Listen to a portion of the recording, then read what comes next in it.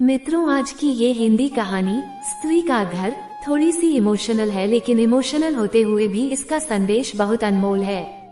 आपकी आंखें थोड़ी नम करने के साथ साथ आपके दिलो दिमाग पर यह कहानी छाप छोड़ जाएगी, इसलिए इस कहानी को लास्ट तक जरूर सुनना। तुम्हें कितनी बार बताया है, मेरे तैयार होने से पहले मेरा नाश्ता तैयार हो जाना चाहिए। शादी के 25 सालों बाद भी मुझे क्यों बार बार एक ही बात बतानी पड़ती है? लता, तुम्हें क्या है? तुम तो आराम से घर पर रहोगी, मुझे काम पर जाना पड़ता है। तुम हो कि हमेशा बेवकूफों जैसी हरकत करती हो। अगर तुम ये जानबूझकर करती हो तो याद रखना, मुझसे बुरा कोई नहीं होगा। आज भी प्रशांत का पारा चढ़ा हुआ था। इन कटु शब्दों में अपना गुस्सा उतारते हुए, गीला तौलिया कुर्सी पर फेंकते हुए प्रशांत गुस्से से लता की तरफ देखने लगा। लता के लिए प्रशांत का यह बेवजह का गुस्सा कोई नई बात नहीं थी। वो महीने में 3-4 बार ऐसे ही लता पर बरस पड़ता था। पहले पहले लता उसका विरोध किया करती थी, लेकिन जब कई सालों तक प्रशांत में कोई बदलाव नहीं दिखा तो लता ने खुद को ही बदल दिया। अब प्रशांत के कुछ भी कहने से लता को कोई फर्क नहीं पड़ता था। प्रशांत की हर बात वो चुपचाप सिर नीचे झुकाए सुन लेती थी। शादी के पहले 5 साल तक लता ने पूरी कोशिश की थी कि प्रशांत को बदला जाए, लेकिन फालतू का गुस्सा करना और बाद में लता को भला बुरा कहना, यह मानो जैसे उसकी आदत बन गई थी। कोई भी वाद विवाद होता तो प्रशांत सीधा लता को बोल देता, अगर मैं तुम्हें अच्छा नहीं लगता तो क्यों नहीं चली जाती अपने मायके और क्यों रहती हो मेरे साथ? इतना सब कुछ होने के बावजूद लता प्रशांत के साथ रहती थी, क्योंकि उसे अपनी बेटी की फिक्र थी।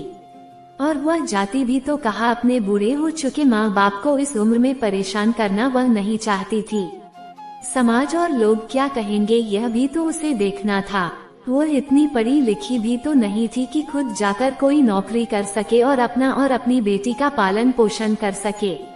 लता को अब अपनी फिक्र नहीं थी। उसको फिक्र थी तो बस अपनी शादी लायक हो रही बेटी की। लता नहीं चाहती थी कि पति पत्नी के झगड़े की वजह से काव्या डिस्टर्ब हो। काव्या की पढ़ाई पूरी हो चुकी थी, उसके लिए अब शादी के रिश्ते आने लगे थे। कई रिश्तों को काव्या ठुकरा चुकी थी। 2-3 महीने बाद एक अच्छा रिश्ता आया। रिश्तेदारों और पहचान के लोगों ने भी लड़के के बहुत गुणगान किए थे। प्रशांत एक शाम अपनी बेटी के पास बैठकर उसे बताने लगा, काव्या, वह बहुत अच्छा लड़का है, पढ़ा लिखा है, बड़ा घर है, बहुत अच्छी नौकरी है। ऐसे रिश्ते बार बार नहीं आते बेटा, इस बार मना मत करना। काव्या अपने पिता से ज्यादा बात नहीं करती थी। शायद डरती थी या शायद नफरत करती थी, लेकिन आज वो अपनी पूरी हिम्मत इकट्ठा कर बोली, मुझे अभी शादी नहीं करना है पापा।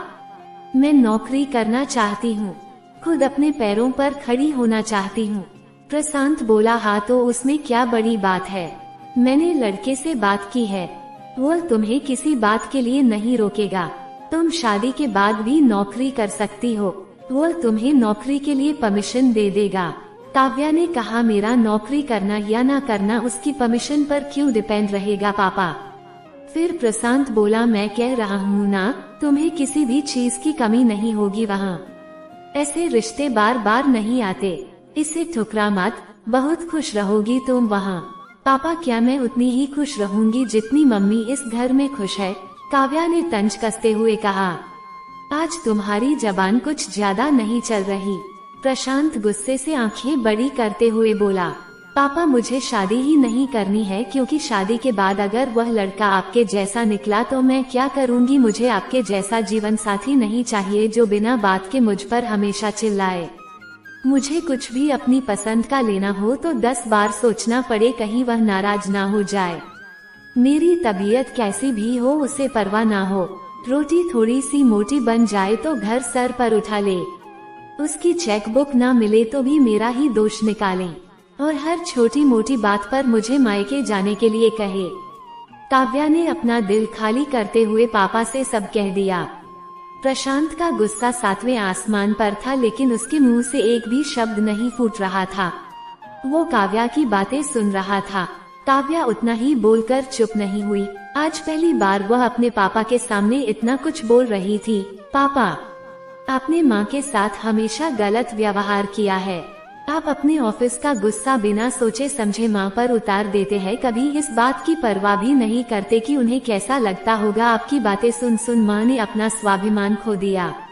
प्रशांत आज पहली बार अपने किए बर्तावों को महसूस कर पा रहा था। वो इतना ही बोल पाया, जो तुम्हारा मन है वो करो, मैं तो इतना बुरा हूँ ना। काव्या ने प्रशांत का हाथ पकड़ा और बोली, पापा मुझे सिर्फ एक सवाल का जवाब दे दो, क्या आप चाहेंगे कि मेरा पति आपके जैसा हो? अगर आपका जवाब हाँ है तो कर दीजिए मेरा रिश्ता आज ही, और ना है तो मुझे आत्मनिर्भर बनने दीजिए। प्रशांत कुछ भी ना बोल पाया और वहाँ से चुपचाप बाहर चला गया। आज उसे लता के सामने जाने में शर्म आ रही थी। चलते चलते उसकी आंखों से आंसू बह रहे थे। प्रशांत ने आज से अपने आप को बदलने का निश्चय किया। अगले दिन से लता ने अपने पति में काफी बदलाव देखा। वह सोचने लगी कि जो हिम्मत काव्या ने दिखाई है, वो हिम्मत अगर मैं पहले ही दिखा देती तो शायद आज परिस्थिति कुछ और होती। अब काव्या पढ़ लिख कर अच्छी नौकरी करने लगी थी और 3 साल बाद उसके लिए एक अच्छा रिश्ता आया और उसकी विदाई पर प्रशांत बोला, बेटा तू हमेशा खुश रहेगी क्योंकि तेरा पति तेरे बाप जैसा नहीं है। प्रशांत की यह बात सुनकर लता और काव्या की आंखों से आंसू बहने लगे। दोस्तों, हमारे समाज में औरतों को भले ही देवी का दर्जा दिया जाता है, लेकिन वो स्वतंत्रता नहीं दी जाती जो उन्हें देनी चाहिए। उन्हें बचपन से ही बताया जाता है कि वो पराया धन है। स्कूल से आने में देर हो जाए तो पिटाई मिलती है। मोबाइल पर बातें करते हुए दिख जाए या खिड़की से झांकते हुए दिख जाए तो शक किया जाता है। माँ बाप का घर तुम्हारा नहीं है, पति का घर ही तुम्हारा घर है। जीवन भर यह बातें बता बता कर उन्हें ससुराल भेज दिया जाता है और एक दिन किसी छोटे मोटे झगड़े में ससुराल वालों से उन्हें सुनना पड़ता है कि इस घर को छोड़ दो और मायके चली जाओ। अब आप ही बताओ दोस्तों, ऐसी स्त्रियों का सच्चा घर कौन सा? आखिरकार वह किस घर को अपना कहें?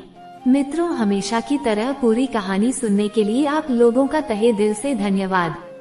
दोस्तों, उम्मीद है यह कहानी आपके दिल को छू गई होगी। दोस्तों, अगर आपको यह कहानी जरा सा भी पसंद आई हो तो प्लीज दोस्तों वीडियो को लाइक करके मेरे चैनल को सब्सक्राइब कर लेना।